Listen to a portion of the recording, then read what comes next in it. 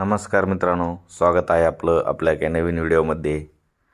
तर मित्रांनो, आपण आपल्या चॅनलवरती परळी बीड अहमदनगर रेल्वे मार्गाची माहिती पाहत असतो।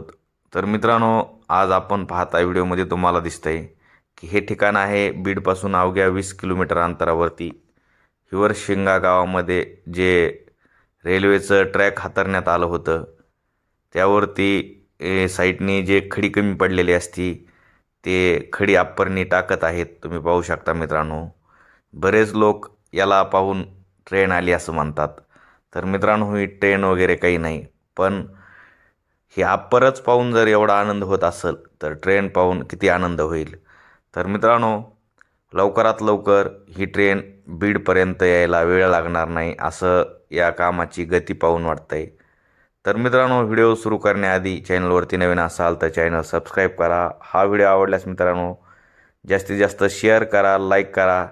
मित्रांनो, तुम्ही व्हिडिओ पाहतात, काही लोक नवीन असतात पण चॅनल सबस्क्राईब करत नाहीत। तर मित्रांनो, असेच नवीन अपडेट पाहण्यासाठी लवकरात लवकर चॅनल सबस्क्राईब करून घ्या आणि जेणेकरून हा व्हिडिओ जास्ती लोकांपर्यंत पोहोचवल्याच्या नंतर मित्रांनो आपल्याला व्हिडिओ बनवण्यास एक आनंद वाटतो मित्रांनो, त्यासाठी हा व्हिडिओ जास्तीत जास्त शेअर करा। तर मित्रांनो, तुम्ही पाहू शकता की या कामाची गती काय आहे आणि काय नाही। तर मित्रांनो, बीडच्या जो जवळचं गाव आहे तळेगाव, या ठिकाणी पण मित्रांनो रेल्वे पटरीचं काम चालू आहे आपल्या मसुबा फाट्यापाशी। तर मित्रांनो, ते पण काम तुम्हाला दाखवण्यात येईल लवकरच।